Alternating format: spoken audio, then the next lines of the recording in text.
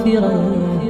رجوتك عفوا ولا لي سواه،